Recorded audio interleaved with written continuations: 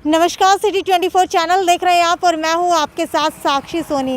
ये कैसा लॉकडाउन लगा जिसके अंदर हर कोई खाने के लिए मोहताज हो गया। इस वक्त मैं बाईपास के ऊपर मौजूद और आप देख पा रहे होंगे कि यहाँ से रैंडमली गुजर रही थी तो एक परिवार मिला। ये परिवार ऐसा परिवार है जो दर दर की ठोकरें खा रहा है, भारत देश के अंदर आने के बाद नागरिकता के लिए भटक रहा है। और बता देती हूँ कि ये शख्स जो मेरे साथ खड़े हैं, इनका नाम है दिवाया राम। 21 साल से भारत के अंदर नागरिकता के लिए धक्के खा रहे हैं और जान करके हैरान रह जाएंगे कि पाकिस्तान के अंदर पूर्व सांसद भी रह चुके हैं। सांसद का परिवार आज भारत के अंदर नागरिकता के लिए तरस रहा है। और बता देती हूँ कि लॉकडाउन के बाद जो है ये जो आप देख पा रहे हैं कि एक मोटरसाइकिल के पीछे रेडी लगा करके निकलते हुए यहाँ से नज़र आ रहे थे। तभी मेरी नज़र इनके ऊपर पड़ी तो सोचा आप लोगों को भी इनकी ज़ुबानी सुनवाया जाए कि आखिरकार कैसी इनको परेशानी आ रही है। कैसे एक देश का सांसद, जी हाँ, एक देश के अंदर, पाकिस्तान के अंदर पूर्व सांसद रहे एक व्यक्ति जो अब भारत के अंदर ठोकरें खा रहे हैं। ऐसा क्या हुआ कि आज ये यहाँ पर इस रेडी को कुल्फ़ी बेचने के लिए मजबूर हो गए हैं। दिवाया राम जी, मुझे ये बताइए सबसे पहले कि ऐसा क्या हुआ, आप एक समय के अंदर सांसद रहते हुए भी अब जो है कुल्फ़ी बेचने को मजबूर हो चुके हैं। देखो जी, सबसे पहले तो मैं आपका धन्यवाद करता हूँ जो पत्रकार मेरे को मिलते हैं, महान पत्रकार मिलते हैं, मेरे विषय को उठाते हैं। जो थोड़ा कि मेरी आत्मा दुखी हो रही है वो पीछे बात याद आती है। यहाँ मैं दुखी नहीं हूँ, पाकिस्तान की बात जो याद आती है ना, फिर आँख हम आंसू आ जाते हैं। तो यह नागरिक मिली नहीं, 21 साल हो गए। महान पत्रकार आते हैं, बहुत बढ़िया बढ़िया खबर लगा देते हैं, सेंट्रल गवर्नमेंट तक चली जाती है, वहीं की वहीं घूम फिर के वो कहता है फतेहाबाद वाला करेगा, डीसी कहता है एसपी करेगा, एसपी कहता है मुख्यमंत्री करेगा। वहाँ 21 साल से भटक रहे हैं। तो जो लॉकडाउन लग रहा है, बीमारी आ रही है, महामारी है, मैं भी सहमत हूँ, इसके ऊपर अपना मुंह लपेट रखा है। बच्चे साथ ही वास्ते ले आऊँ जो रेडी पे 5 रुपये 10 रुपये वाली कुल्फ़ी बेचता हूँ, किसी फैक्ट्री वाले की, मेरी खुद की नहीं है। वहाँ से कुछ पैसा लेके अपना गुजर बसर करता हूँ। अब गाड़ी करता किराए की तो 4-5 हज़ार रुपया लगता, मेरे पास इतना पैसा ना था। मैं अगर चलो इस रेडी में 1000 रुपये पर तेल लग जाएगा, 3-4 दिहाड़ी तो ख़राब होएगी। चलो भाई, सकी पोती है, गाँव मदीना में शादी है, सकी पोती है, तो उसकी शादी पे जा रहा हूँ। तो आप मेरे को दर्शन दिया, आपका मैं आभारी हूँ। बहुत बहुत आपका धन्यवाद। इस रोड के ऊपर मेरे को ना परमात्मा मिला था। ये बताइए कि 21 साल हो चुके हैं भारत के अंदर, एक समय में पूर्व सांसद रहे, अब भारत की नागरिकता क्यों लेना चाह रहे हैं? हम इसके लिए लेना चाहते हैं जी, मैं लड़कों की शादी कर दी, पोतियाँ जवान हो गई, अब साथ में एक बेटी है यहाँ पैदा हुई, उनकी शादी करांगा। कोई कणक नहीं मिलती, कोई हमको किसी किस्म की आज दिन तक सुविधा सरकार के थ्रू नहीं मिली। तो अब हमको इस देश की नागरिकता मिल जाएगी। मैं हिंदू हूँ, वहाँ हिंदू मुसलमान होता, कोई गलत सोच विचार होता, वहीं कलमा पढ़ लेता, वहीं गाय का मीट खा लेता, वहीं 25 किले ज़मीन ना छोड़ता, सारा कुछ। पाकिस्तान के अंदर आपकी 25 किले ज़मीन है, के नाम की 25 किले ज़मीन आज भी पड़ी है। मेरा उस पत्थर के ऊपर नाम मिलेगा दिवाया राम, मेरे दादे का नाम मिलेगा। वो समाधि है बीच के, वो भी उनने खोस ली। सिर्फ इस कारण मेरे को वो काफिर बोलते थे। मैं वहाँ कलमा नहीं पढ़ी, मैं वहाँ की गाय का मीट नहीं खाया। मैं यो नहीं कहता भाई मुसलमान का कर्म गलत है, माड़ा है, वो उनकी बात है। अच्छा ठीक है, आप काफिर शब्द का इस्तेमाल कर रहे हैं, इसका मतलब क्या होता है? इसका मतलब जो होता है, जैसा आदमी टट्टी करके आता है ना तो हाथ नहीं धोया होता, उसको हिंदू धर्म के भीतर पता नहीं क्या कहते हैं भाई, पानी के साथ धो लो, माटी के साथ धो लो, भाई सुच्चा हो जाएगा। वो कहते हैं भाई हम तो सुच्चे हैं, जो हराम है, जो बेकार है, टट्टी तो बिना बेकार है जो। वो इसकी हमको, जो मैं पार्लियामेंट का सदस्य बना, एमपी बना, तो वहाँ उसका शब्द क्या है आपको पहले बताई भाई, अकलियत का मायना उर्दू का क्या है भाई, हमारे से अलग है। अरे जब है अलग, फिर वहाँ अब मैं तो 21 साल हो गए झेड़ला जा भी झेड़ रहा हूँ। वहाँ की इतनी लड़की पीछे वहाँ उठा ली मुसलमानों ने। सुबह सिंध का क्या हालात है, जो गुरुद्वारा है ननकाना साहब का, वहाँ की पाठी की लड़की उठा ली, वो वापस नहीं हुई आज दिन तक। अच्छा। मेरे से कैसी कैसी बात पूछते हो? मैं कोई घुसपैठिया नहीं हूँ, मैं हकीकत कह रहा हूँ। मैं हिंदू धर्म, मैं यो नहीं कहता भाई मेरा धर्म सच्चा है, मुसलमान का गलत है, वो उनका कर्म है। मैं यो कहता हूँ भाई मेरे पे इतना वहाँ जुल्म होया, इधर ही तो वही जुल्म हो रहा है, दर दर भटक रहा हूँ। कोई ठोकर मारता है तेरे को मोदी साहब ने, तेरे को गृह मंत्री अमित शाह ने, तेरे को JP नड्डा साहब ने वहाँ लोई उठा दी, तेरे को खेस डला दिया, तेरे को माला डलवा दिया। यहाँ तेरे को मिल क्या रहे हैं? दिन रात तेरे बच्चे भटक रहे हैं, तेरे पास कणक तेरे को नहीं मिलती कोटे की, कई चीज़ की सुविधा नहीं है। फिर भी मैं कहता हूँ जी कोई बात नहीं, मैं मर जाऊँगा, यहाँ दागता दिया जाएगा, गाँव वाले लोग दागता दे देंगे, वहाँ दफनाते हैं। बच्चे पढ़े लिखे हुए, जो बच्चा है BA कर रखी है इसने, जो नौकरी इसको नहीं मिली, इसके थोड़े दिमाग के ऊपर वही बात आ गई। तो बस वो जो है ठीक है, हमारा कर्म है। यहाँ की मैं आपके आगे भी निवेदन कर रहा हूँ, सरकार के आगे भी निवेदन करता हूँ, हाथ बांध के बेनती करता हूँ। तो मेरे को यहाँ की सुविधा मिलनी चाहिए। मेरे को यहाँ देश की सरकार अगर मेरे पे कोई शक करती है तो मैं कहता हूँ मेरी एक एक शब्द, एक एक बात उसको लिख के रख दे, CID करे, मैं नहीं रोकता उसको। मेरे को यहाँ की नागरिक मिलनी चाहिए। ठीक है, अक़लियत का मतलब होता है एक रिजर्व्ड कैटेगरी, जिसके अंदर कहीं पर भी मुसलमान उस सीट से नहीं लड़ सकते। वो सीट जो है हिंदू के लिए रिजर्व होती है, उसके तहत ही ये जो है चुनाव लड़ रहे थे, उसके बाद सांसद बने थे। कौन से सन के अंदर आप सांसद बने थे और किसकी सरकार के अंदर बने थे? सन मेरे को याद नहीं। उस टाइम भुट्टो को पीपल पार्टी का प्रधानमंत्री है, उसको फांसी पे लटका दिया था। ठीक है। तो उसकी लड़की एक BBC देश है वहाँ रहती थी, वो पाकिस्तान में लौटी थी। तो उसने जैसा जहाँ भी लीडर आते हैं पार्टीबाजी की घोषणा करते हैं, तो उस ज़िले के भीतर आई, उसने कहा जो यहाँ का अक़लियत रह रही है तो उनको अधिकार है, वो अपना MLA MP या कोई मेंबर किसी तरीके का चुनाव लड़ सकता है, उसके मुकाबले में मुसलमान ना खड़ा होगा, उसको कोई दिक्कत नहीं है। मैं वहाँ गया तो एक रैली देखना था, तो कुछ मेरे दिमाग में बात आई, हम दबे पड़े हैं, हमारा ना जागृत हो जाएगा, फिर मैं वो अपने लोग इकट्ठे करे अपने उस टाइम के मुताबिक। तो उन लोगों ने तो मेरे को हटका, भाई पहले मुसलमान मारते पीटते हैं, तंग करते हैं, फिर दोबारा बेइज्जती होएगी। मैं अगर होएगी, लोग जिनने सिखी धर्म की बात सुनते हैं तो खोपड़ियाँ खड़े गए उनके यहाँ। हिंदू धर्म के भीतर पता नहीं कितने कितने। जब हिंदू धर्म अपनाते थे तो क्या वहाँ पर आपके ऊपर कोई अत्याचार भी किए जाते थे? अत्याचार जो था, जो बच्चा पढ़ता है स्कूल के भीतर, उसका नाम वो मर्जी का बदल लेते हैं। ठीक है। मेरा जैसा लड़का गोपी चंद था, कोई सिकंदर लाल था, स्कूल में जाते थे, किसी का नाम नज़ीर अहमद लिख दिया, मेरा नाम जो था देशराज था घर का, देवाराम बोलते थे। जब वो वोट कार्ड बना तो मैं लिखाने लगा, मैं क्या मेरा नाम ना देशराज लिखो, तो वो जो वहाँ का प्रशासन था लिखने वाला, उसने क्या, मैं तो नहीं लिखता। मैं क्या बात हो गई कि मेरे को इस नाम का जोड़ नहीं बनता। मेरे दिमाग में बात यो आई, भाई जो हिंदू के ऊपर चढ़ खा रहे, अच्छा मैं क्या ऐसा करो तुम देवाराम लिख दो। उसने कहा भैन चो देवाराम कहाँ खड़ा कर दिया तू, काफिर वाला नाम रखता है, तू तो पागल हो रहे हैं। मैं कहा जी मैं तो अब नाम बता दिया, आपकी मर्जी है। वो चुप करके उठ के चला गया। जब वोट कार्ड बन के आया तो उस पर लिखा हुआ था अल्लाह दिवाया।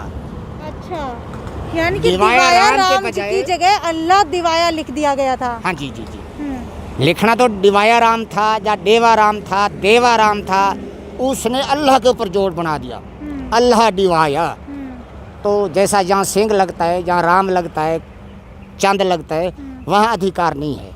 मैं कहता हूँ पाकिस्तान को छोड़ो, मैं पैंडा छुड़वा के आ गया। यहाँ का निवेदन करता हूँ हाथ बांध के, धरती माता से लाके आसमान तक जो प्रशासन है, जो संगठन है, कांग्रेस पार्टी है, BJP है। लोग आपने अभी कहा कि पाकिस्तान के अंदर लड़कियां उठवाई जा रही थी, इसके बारे में क्या बताना चाहेंगे? इसके बारे में जो बता रहा हूँ, एक तो खुद मेरे जब मैं बना उस टाइम लड़की उठा ली उन्हें, वो वापस ना हुई। उससे बाद में जैसा आपकी खबर आती है वहाँ भी खबरें चलती हैं। अच्छा, ये उठवाता कौन है, क्या आपको पता है इसके पीछे कौन है? किस तरीके से जो है लड़कियों का जो तस्करी होती है, क्या तस्करी के लिए उठाई जाती है? जो जी मैं आपको समझाऊं, मैं पढ़ता तो कुफर में, क्या पता है मेरे को नागरिक भी सरकार इस बात में नहीं दे रही है, जो एक आगू बना के छोड़ रखा है। तो जो मुसलमान का धर्म है, मैं धर्म को माड़ा नहीं कहता, अपना धर्म कहते हैं, वो इस्लाम कहते हैं। वो कहते हैं भाई मुसलमान, एक आदमी को मुसलमान कर दो ना, 70 हूर मिलेगी आगे अगले जन्म में, मरे से बाद, तो सीधा ही आदमी स्वर्ग में जाएगा। वो कहते हैं जन्नत मिलेगा। वो लड़की इस वास्ते उठाते हैं, वो जन्नत लेने के लिए।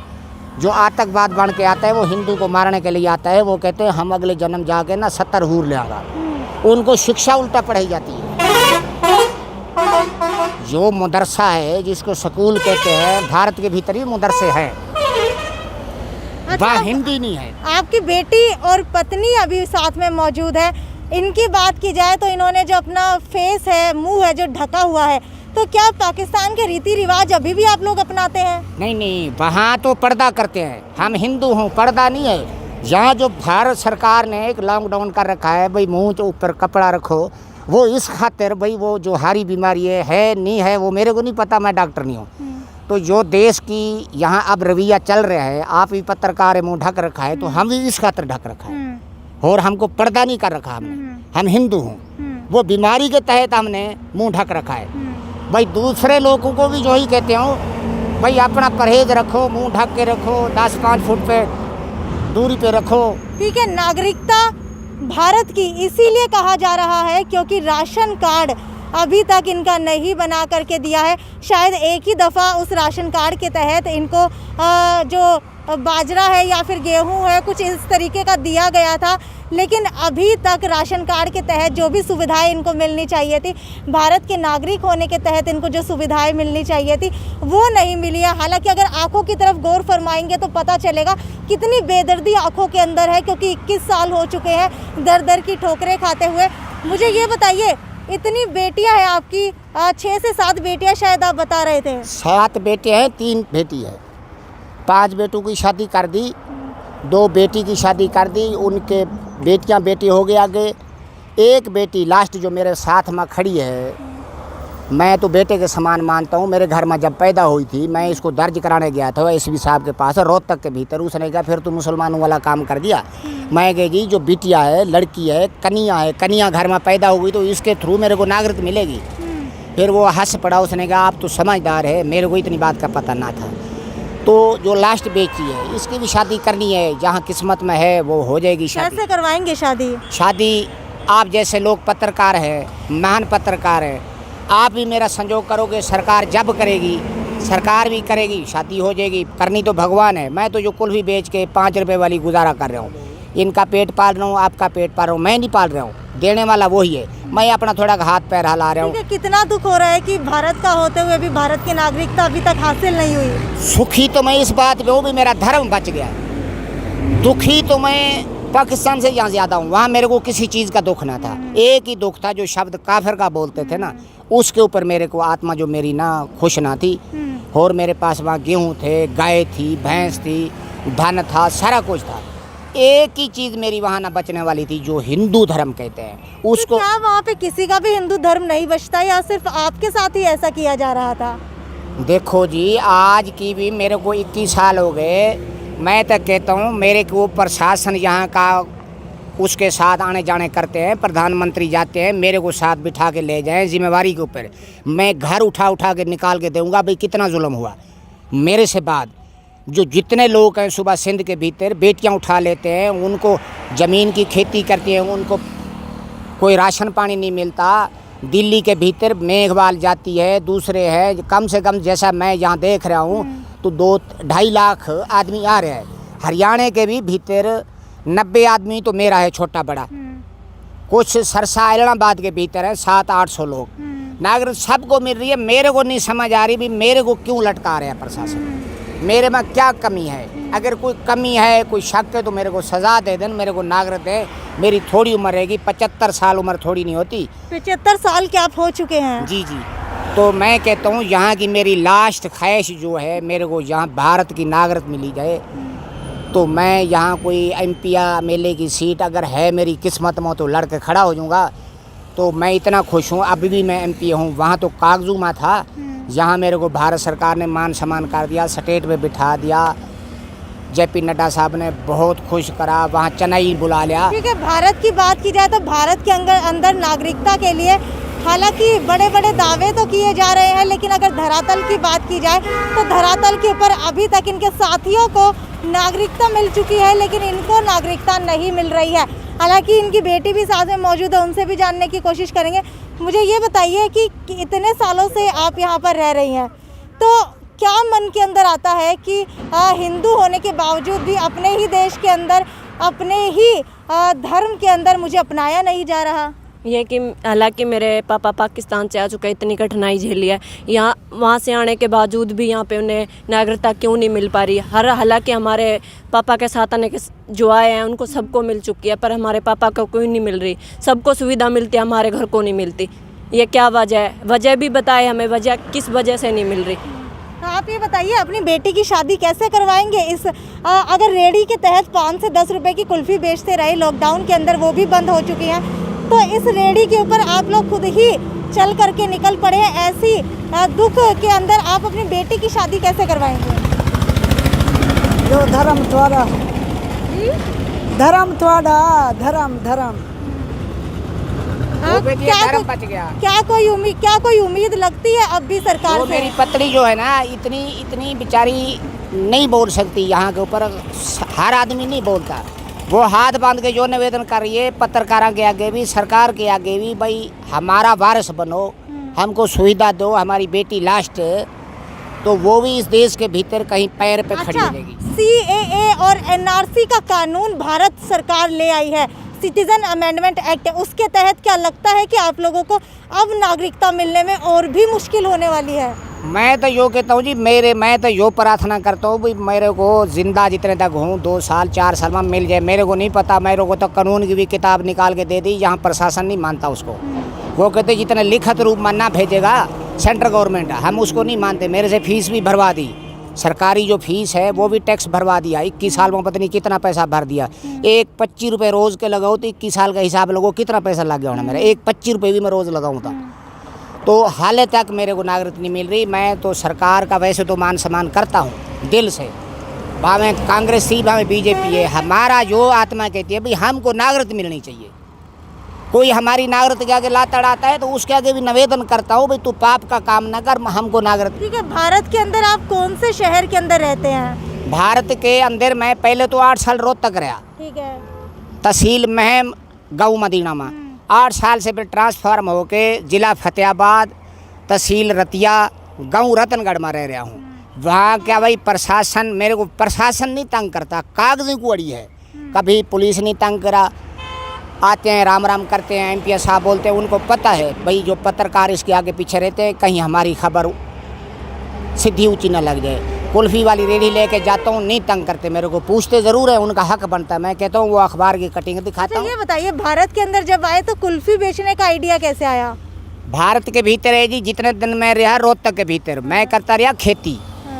तो खेती छोड़ के इधर आया तो इधर फिर बूढ़ा शरीर हो गया। सर्दी में तो मैं मूंगफली बेचता हूँ, 1-2 बार मूंगफली बेचता था, पत्रकारों ने खबर भी लगाई थी। तो फिर कुल्फ़ी वाले बेच रहे थे तो मैं एक से कुल्फ़ी खाई। मैं कि आपको क्या दिहाड़ी पड़ती है? उसने कहा बूढ़ा आदमी था, उसने 200 150 300 पड़ जाती है। तो मैं कहा यार मेरे को भी ले चल। तो फैक्ट्री में गया, फिर उसको सेठ को बातचीत करी मैं। उन्हें कहा कोई बात नहीं बाबा, जो रेढ़ा ले जा, जो कुल्फ़ी ले जा, दुख सुख में कोई 2 रुपये हमें वो ले जा। अगर तू इतने देश से दुखी होके आया तो हमारा फ़र्ज़ है आपको काम देना। तो फिर मैं वो कुल्फ़ी गर्मियों से कुल्फ़ी बेचता हूँ। अच्छा, भारत और पाकिस्तान के अंदर क्या अंतर मानते हैं? मैं भारत के पाकिस्तान के भीतर जी, आप बेटी भारत की हैं, मेरी भी बेटी हैं, पोतियाँ वर्गी हैं। यहाँ जो देश है महान देश है। इस देश के मुकाबले में मैं तो कहता हूँ इस धरती माता के ऊपर कितने भी देश हैं ना, नहीं है दाया धर्म है। यहाँ किसी को, हिंदू को तो क्या, मुसलमान को कुछ छेड़ ले तो 10 हिंदू भी इकट्ठे हो जाते हैं। भाई नहीं, इंसानता है ना।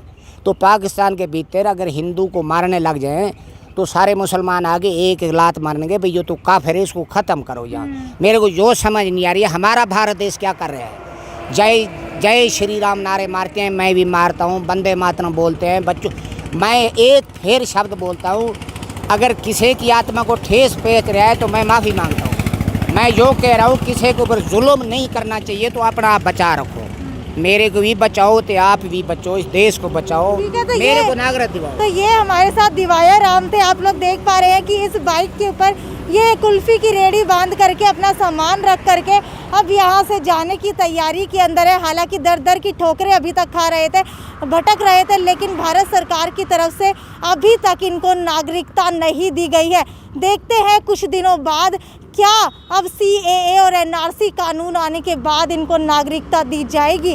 क्या एक पूर्व सांसद जो पाकिस्तान के अंदर एक इतने बड़े पद के ऊपर था, जो अब भारत आने के बाद जिसे भारत के अंदर हिंदू मुस्लिम सिख ईसाई सब भाई भाई का नारा देता हुआ हर जगह पर नज़र आता है, जिसके आगे पीछे जो है खबरों का सिलसिला और बोलबाला रहता है, उस इंसान को अभी तक नागरिकता नहीं दी गई है। हालांकि भारत सरकार से सबसे पहला सवाल ये उठता है कि आखिरकार इनको अभी तक नागरिकता क्यों नहीं दी जा रही है।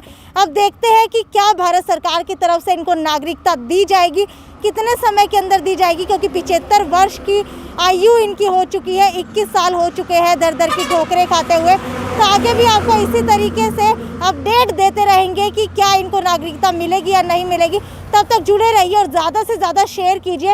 हो सकता है सोशल मीडिया की ताकत आपकी शेयरिंग की वजह से ही आज इनको नागरिकता मिल जाए। नमस्कार।